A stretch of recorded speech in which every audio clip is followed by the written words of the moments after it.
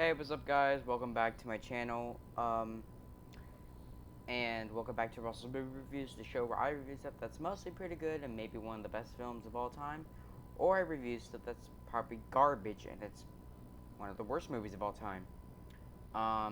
Now, the reason why I'm doing this is because today, well, actually tomorrow, at the time of filming this, it's the day before, but today is my birthday, so I thought, why not give you guys a treat for myself to enjoy my birthday with me. And I've gone back and forth about which movie I should do for my special day. And I thought, and this idea came from one of my good friends, Franco. If you guys have watched several episodes of my podcast channel, you guys may know him from that. He actually suggested me this idea, so I will leave his channel down in the description below. It's AudibleFJ. He's currently doing a Let's Play marathon of Super Mario Galaxy, so go and check him out. But yeah, he suggested me this idea, and I'm like, you know what? Screw it. Might as well go and do it. So now, I'm officially doing a film that I didn't actually think it was that bad compared to how many people have said that's pretty crap. Obviously, you guys can tell by my shirt. We are doing Super Mario Brothers, the movie, released in 1993. Now, I've heard of this movie a lot, and obviously I've owned it for a while, but I've never actually sat down and watched it because of all the bad reviews. And I also thought, well, it's getting such bad reviews. What's the point of even watching it? Well, I finally sat down and watched it for this review, and it's not that bad. Granted, it is a video game movie, so the bar is kind of low to exceed, but this wasn't.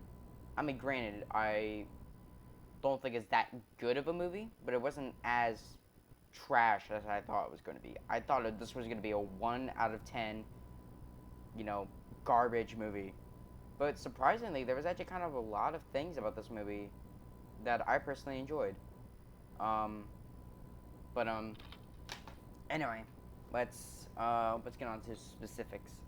So this was released on May 28th of 1993. I think this was released 2 weeks before Jurassic Park came out, and obviously that film stormed the box office of 1993. I will admit, actually, either this came out 2 weeks before or after Jurassic Park. Um, Anyway, this was made on a budget of $48 million. Domestically made only over 20 million, and worldwide it made only over 35 billion. So yeah, this film was a major box office bomb. But as the years have gone by, more and more people have actually gone back and watched this movie, and I've seen the qualities that it does have, and now we have a pretty actually okay movie. Now, really quickly, you guys may not notice that, or may have noticed I don't have my usual headset on. I'm actually using earbuds with a little microphone. It's actually because my old headset actually kind of broke, so I'm getting a new one. Probably today, as of the day of recording. So next video, you guys should see a significant step up in the mic quality. But, anyway, sorry about that. Franco was actually calling me on Discord. But anyway, so yeah, this was directed by Rocky Morton and Annabelle Jankin, or Jane Kell, sorry, who have I think they only directed a movie called DOA, which was a massive bomb, but the producers figured out or saw that they could have the talents to make a Super Mario Brothers movie. And obviously they gave him the film, and it originally was sold to a number of film pitches were sold to, or was presented in front of Nintendo for a Super Mario Brothers movie. Most of the ideas were rejected by Nintendo, But the one they actually liked was, for some reason, this Blade Runner-esque kind of script, um, which, granted, it's the way that the film looks. It actually looks pretty good, but overall, I think at the time it was a wrong direction to go, and that's obviously the film was a massive bomb. But even with those, I think the film still looks great. But I'll get to that in a bit. But obviously, they hired Rocky Morton and Annabelle Jankel, um, who, like I said, they only came off of one film. I believe the producers actually came off of doing the Max Headroom series, which was basically, if you guys haven't heard of it, him, I should say, it's basically like a TV host. Where he was kind of like a computer, like introducing. It's weird. Um, but but anyway, um, I think there's been, if you actually look up online, you can see and like look up the behind the scenes of the Super Mario Brothers movie. You will figure out that the production was a living hell. Um, there's multiple videos on YouTube that discuss the what happened when over the process of making the movie, and but anyway, I'll probably link one of the movies or one of the videos in the description below as well. But um, if you guys want to check it out, I'll probably link one or two in the comment section below for you guys to check it out. But anyway, let's get on to the plot. So Brooklyn Plumber's Mario, played by in this film Bob Hoskins, who I've only really heard of from a certain film which I did actually a review on earlier this year, and that was Who Framed Roger Rabbit. Uh, you know, and he pulled off a great performance in this, and I think he does another great performance. And honestly, I think he pulled off a great Mario. Um, but anyways, as I was saying, Brooklyn Plumbers, Mario, played by, again, Bob Hopkins, and Luigi, played by John Leguizamo, get the shock of their lives when they discover a parallel world populated by the intelligent descendants of dinosaurs. It seems they weren't destroyed by the meteor millions of years ago that made the dinosaurs extinct, but hurled them into another dimension. And now they have plans to rule over our world. It's up to our unlikely heroes to battle the evil King Koopa, played by the stupid Dennis Hopper, or the stupidly funny Dennis Hopper, I should say, and his Goomba guards, free the beautiful Princess Daisy, played by Samantha Mathis, and save mankind in their adventure of a lifetime. But anyway, let's go over the cast. I already mentioned Bob Hoskins, who, like I said, does a great performance in this movie, like he did in Who Framed Roger Rabbit, and he plays Mario. Now, really quickly, I just want to mention this. Actually, you know what? I'm going to mention that. I'm going to mention what I just said in my favorite scenes. Anyway, yeah, we have Mario, played by Bob Hoskins, and we have Luigi Mario, played by John Leguizamo. The only other film I recognized John Leguizamo from was Land of the Dead, which was the comeback of George A. Romero to the zombie franchise after his original Dead series with Night of the Living Dead, Dawn of the Dead, and Day of the Dead. He finally came back in 2004 with Land of the Dead, and it also starred Dennis Hopper. We have Samantha Mathis as Princess Daisy, who is obviously the love interest for Luigi in this film, and she does a pretty fine performance as Princess Daisy. Pulling off the kind of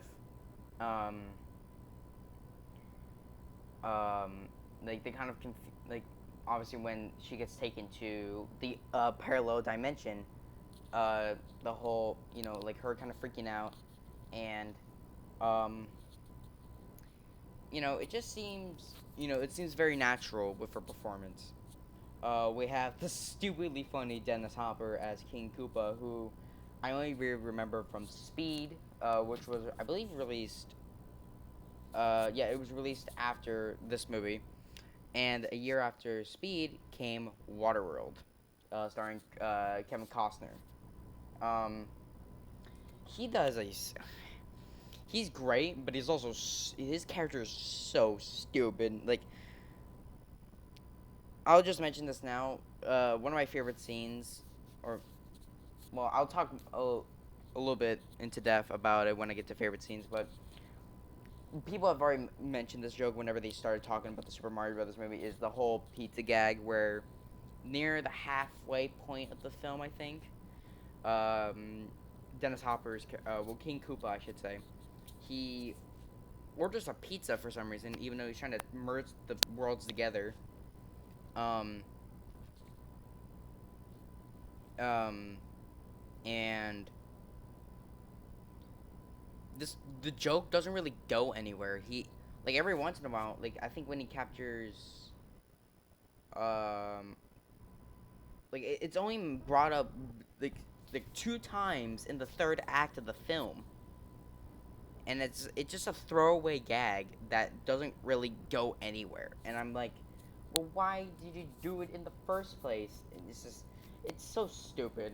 Where it's just like, um, and um, we have Fisher Stevens and Richard Edison as Iggy and Spike, um, who are basically Koopa's kind of.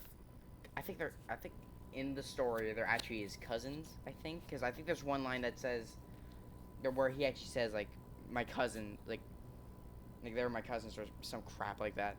But really, you could just call them Koopa's lackeys, like they're henchmen, basically. Well, actually, no. The henchmen are the Goombas. So yeah, he's like Iggy and Spike um are like the servants basically to Koopa, and we have Francisca P. Roberts as Bertha, who I'll talk about later, but she doesn't really like talk that much until her final scene in the film, which I'll get to. Um, and then we have I forgot the actress's name, but like the girl who plays Mario's girlfriend. I don't think she's ever called like Toadstool or Peach in the whole movie. Um, like it just you just know that she's Mario's girlfriend. Um, but yeah, like Iggy and Spike capture her like within like the first act of the movie, and they get like all the girls, including Daisy, get thrown into a cell in the other dimension, and Mario, after Daisy is captured and placed on top of like a skyscraper or some crap like that, Mario saves the other girls and leads into the final battle, which again I'll talk about later in my favorite scenes. Um, but um, yeah, I know I kind of went through the cast a little bit quickly in this, because honestly, most of the characters that you might remember are like the fantasy characters in the other dimension, which really they're like the Goombas, you know, like Toad and Yoshi, which I'll get to. I'll just get to the special effects now.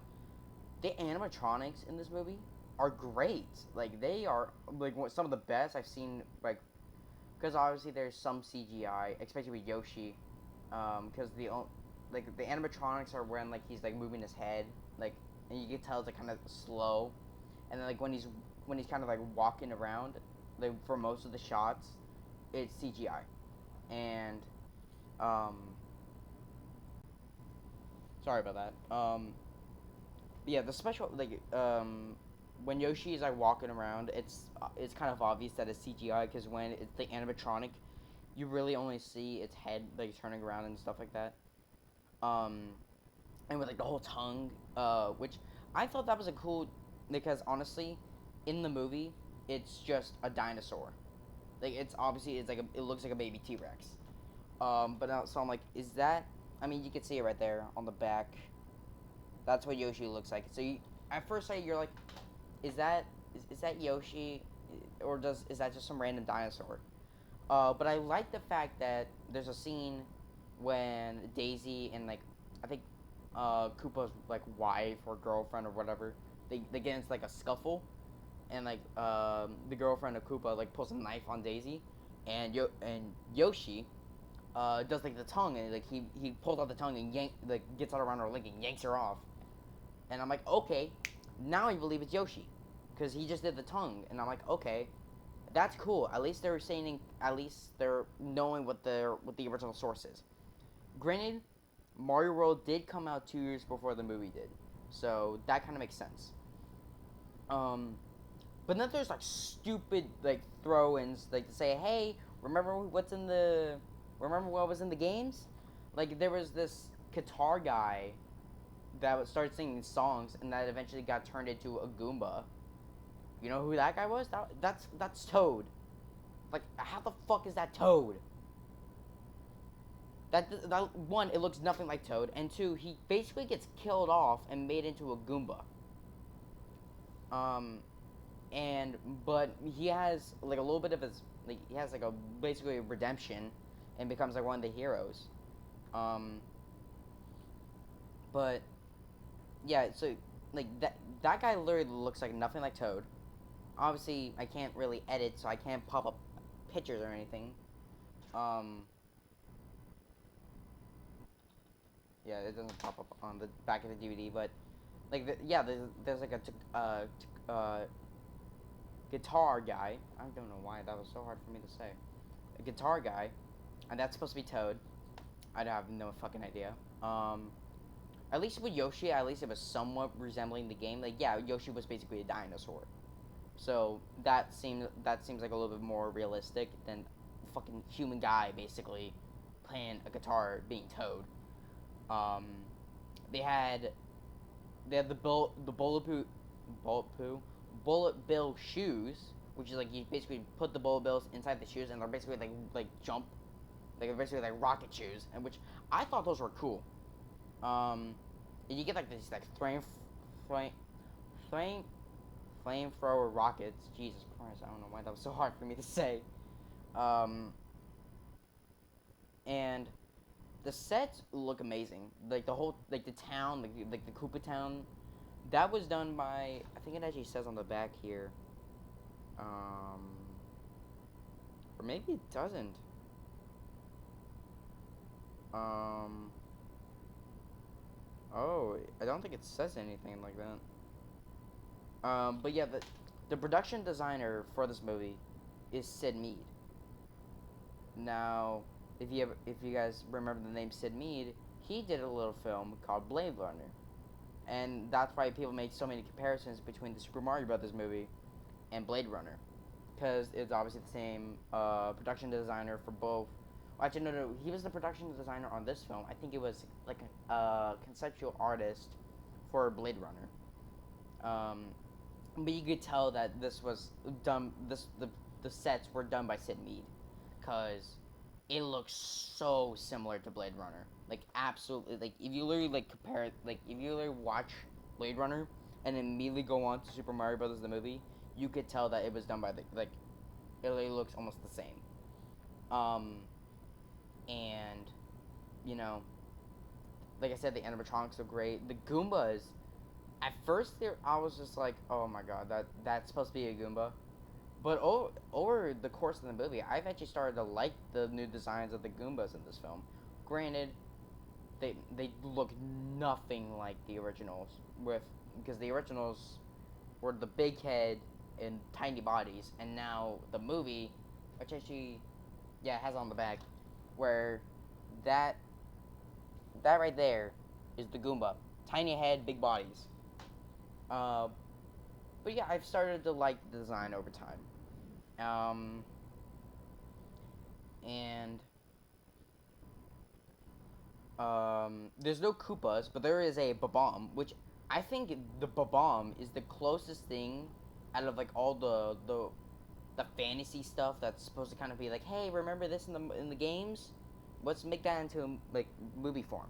I think the Babams are the best looking to resemble the game, besides the Bullet Bills. But you only really see the Bullet Bill once, and that's in like the third act, and it's like a quick cut, like right after you see it. So it's not really that noticeable. But I think the Bullet Bill, like they put because they basically put the Bullet Bills inside the shoes, so that they can like do like the rocket stuff. Um, but yeah, the bomb you basically like you twist it like a wind up toy and you just let it go, and it goes up and then just, yeah. But I think the bombs are the closest thing that is like accurate to the movie, or like to the games. It literally looks like almost like like if you took a bomb and made it in real life, it would probably look like that. Looks like very close to it. Like it literally looks like a tiny bomb. But I don't know how the fuse on that tiny ass bomb managed to last like over 5 minutes. Because really quickly to go to the end of fight, which I will talk more into depth about when I get to favorite scenes. But Mario like winds that up, and he sets it, and it breaks down. It goes down on the ground, and then, like it almost gets hit by a car, and it goes up, and then stuff is happening above the bomb, and when like when Mario and Luigi are done dealing with Koopa, the bomb like goes right under it, and like you just hear they think it stop, and then and Koopa goes flying. It's like that's been like 5 minutes, and that thing hasn't gone off yet. I mean, granted, it's a movie, so you're not supposed to think about that too much, but still, like Jesus.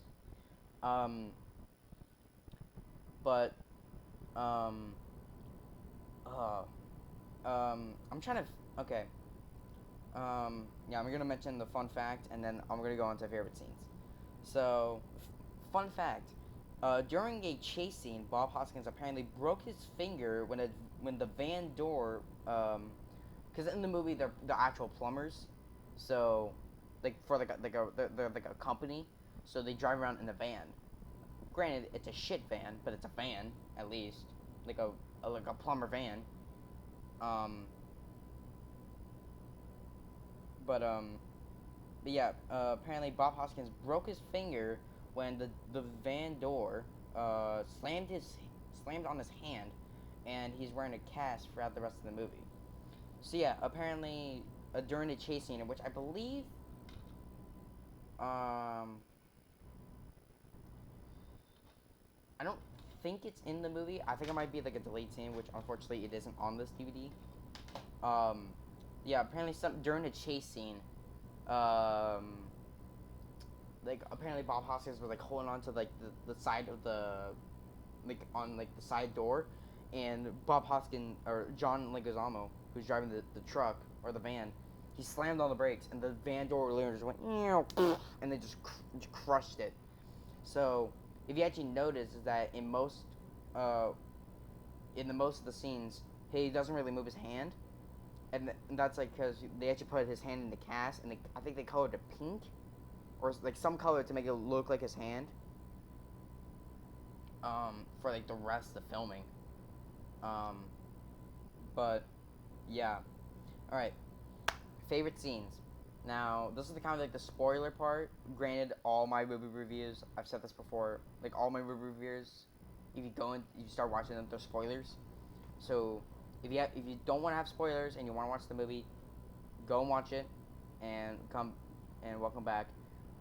Or you've already seen the movie, or you don't care. Here are my favorite scenes. Number one, the whole the initial um when Mario and Luigi first find the portal to the other dimension, the like when they find the door and they hear Daisy's voice, and you just see Daisy's head just come out of this thing, and it's just like Luigi, and that honestly that freaked me out for a second because I'm like, what is going on? and then Luigi jumps in it, and Mario like slips and jumps into it, and like the whole transition from our world to the other world, it literally looks like an LSD trip. Like literally like it just looks like you're playing like a Sega like 32X game. It just looks crazy, and then they pop it into the other world, and then my favorite shot in the whole movie is the initial wide shot of the whole city, because that's like that's awesome. And then my my second favorite scene would honestly be the I mean, granted, I literally just watched the movie, and yeah, I'm already forgetting things. I think honestly the whole um when they when because okay, so there's a scene when Iggy and Spike, because basically in the beginning for like the first half of the like for a good chunk of the movie, I think for like the first third of the film, they're idiots, and then they get because they have a Koopa has this machine that can either evolve your brain or de-evolve, and it basically it sounds like obviously evolve means like it like makes your brain like makes you like way more smarter, but de-evolve de-evolve basically it basically shrinks your brain and makes you into a mindless slave, aka the Goombas.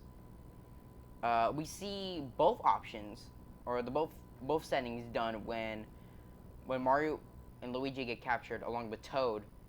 Toad gets thrown into the machine and he's de-evolved, and he turns into a Goomba. Um, and obviously he comes back and does like a whole redemption arc. Um, and then Iggy and Spike are actually put on the actual evolved setting, and they become a lot more intelligent. But that also means that they actually, when they get captured in a later scene by Mario and Luigi, they actually join their side and start helping them. Um, and but um, but yeah, um, I think both scenes are really good. Also I can't remember how to say it, the nightclub scene where basically after they get to the nightclub and they're looking for Bertha because she has the stone. Which to clarify it a bit, Daisy has this meteorite stone, which is the when the meteor hit and split the world in two, there was a tiny piece of the meteor that broke off on impact, and when over the years, Daisy has had this um, has had this piece of the meteorite as a necklace for her whole life, and then over the course of the movie, it gets tossed around. Like first, when Daisy pops out of the portal in the beginning, Luigi manages to rip off the necklace so now he has the meteorite, and then they go to the other dimension, and then it gets taken by Bertha, and then in the nightclub scene, Mario manages to get it away, but then Koopa's girlfriend, which I forgot the name of her, she gets it, and then tries to insert it into the meteorite, and then gets killed off. Um, and then my actual like all time favorite scene in the whole movie is the final battle, because it's probably the most entertaining part of the whole movie. Granted, there's some like funny moments, but never a part where I was like, oh, like that's like an actually good moment, until the final battle, where um, Mario and Luigi split off into two parties. Mario deals with Koopa, and Luigi deals with the girlfriend of Koopa, who has the meteorite. And then she gets killed off, and then the battle sequence with Mario, she inserts it into the meteorite, or in the meteor, I should say, and the worlds start merging, and um, Mario, Koopa, and a few Goombas manage to get transported onto Earth, and um, I should mention now before I get on to this, throughout the rest of the scene, uh, in the when they're on Earth, there's a corporate there's like a rival plumbing company called Scapelli or like Scapelli's Plumbing or something like that. They flood the original site where the dinosaurs are, where Princess Peach or Princess Daisy, sorry, was excavating. They flood the site, and then obviously it leads to Mario and Luigi coming down, fixing the pipes, and then Iggy and Spike knock them out and take Daisy to the other world, which basically starts off the whole movie, basically. And um,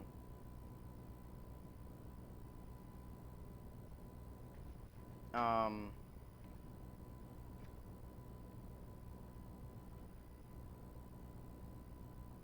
uh, I'm flatlining here. Like I'm forgetting what I'm like wanting to talk about something, but I don't know.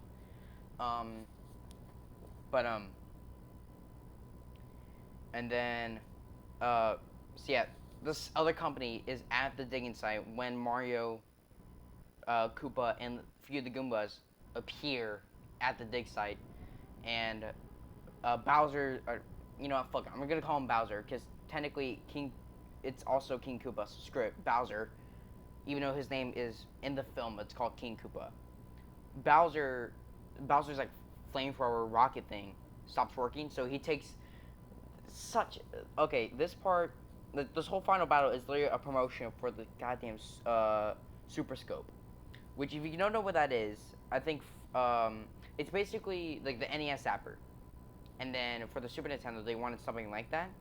But they were like, okay, let's not go with the pistol because we always had a lawsuit. We had a lawsuit about that. So let's make a kind of like a bazooka that like literally looks like robotic. And I mean, you can look up images of the Super Scope, but it's basically in the Mario movie they have repainted Super Scopes, and some of the Goombas are using them. So Bowser takes one of these because it's in the movie it's called a de-evolve gun, which basically every time you shoot it, it de-evolves someone. So Bowser grabs one of these de-evolved guns and plans to shoot Mario with it, but shoots Scapelli and turns him into an ape because, according to the movie, all humans like on our Earth, their ancestors were apes. So apparently, so when Bowser shoots Scapelli, he turns into an ape, which causes the funniest fucking line in the whole movie, where he just after Scapelli turns into a monkey, he just goes monkey. God damn it! You can literally look this clip up on YouTube, or just watch one of the reviews of it on YouTube, like the Nostalgia Critic, which I probably will put his video in the link in the description. Um, this is a monkey. Um, and then obviously they take the meteorite out, so Mario, Koopa, and the Goombas transport back to the alternate dimension, and then the final battle continues on when Luigi grabs two the Super Scopes, one for him and obviously one for Mario, and he uses the rocket bits and he jumps over the Mario. Bowser starts shooting him with this flamethrower rocket, and Mario and Luigi take the Super Scopes and blast Koopa with it. There's a scene earlier on which kind of sets up this final battle where Mario and Luigi get arrested in the alternate reality thing or alternate dimension, and they're talking to Koopa, and right before they get de-evolved, because they don't, well, right before they get de-evolved, I think Luigi asked Koopa, like, what is your ancestor, or like who were you before you became a human, and he goes, the T-Rex, the Lizard King. And so, obviously, that's setting up the final battle when Mario and Luigi shoot Koopa with the laser scope, with the Super Scopes. It de-evolves him into a T-Rex, and and then the bomb goes off at the end. He goes flying into like like a coal thing or something like that, and he comes out like a full-on quote unquote T-Rex, and they obviously shoot him, and he turns into this like morphing kind of like thing. I forgot what it was, or like, it literally looks like he's like switching between like the dinosaur, like a T-Rex and a human, and he finally turns into like a full-on dinosaur, and he kind of just melts into goop before splatting on the floor. Um, and yeah, really quickly, I want to talk about the score for this movie. It was done by Alan Silvestri, who did one of my favorite scores of all time. He did the Back to the Future trilogy, all three scores, um, which is like one of the all three of these movies have some of the best scores ever. Which will I be talking about these movies at some point for Russell's movie reviews? Hell yeah! But yeah, he did the score for this movie, and later on after this, he would go on to do Judge Dredd, which is another terrible, terrible movie. But I think the score for this film is very good. He reuses the same cue, like the Mario theme, like the actual Mario video game theme, is used in the when I think what was it called the yeah because this was a Hollywood Pictures production along with Hollywood Pictures presents a Leitmotiv slash Allied Filmmakers presentation. So yeah, Leitmotiv. When the Leitmotiv logo comes up, you just hear the Mario theme, and it's like, okay, this might actually be a good Mario movie. But then it just goes into the 16-bit graphics for the opening scene, and um, for the rest of the film, it's all orchestral score, and obviously Alan Silvestri, he did a great job. Which actually before he did Back to the Future, he also did Predator, and then he did this film, and then he obviously went on to go and do Judge Dredd. But yeah, I think the score for this film is very good. I think they reused the cue a lot, which is a very good cue. Like the Mario movie theme. It's a very good theme for Mario. I think when you hear that, you're like, okay, that's the Super Mario Brothers movie theme, which is good recognition. But yeah. But now here comes the big part, my rating. I already said at the beginning of this review that I didn't think that the Mario movie was actually that bad, but it wasn't that good either. Now I'm gonna give this film a 5 out of 10. This is a mediocre movie. Would I watch this again? Probably. Will I be watching it more than once?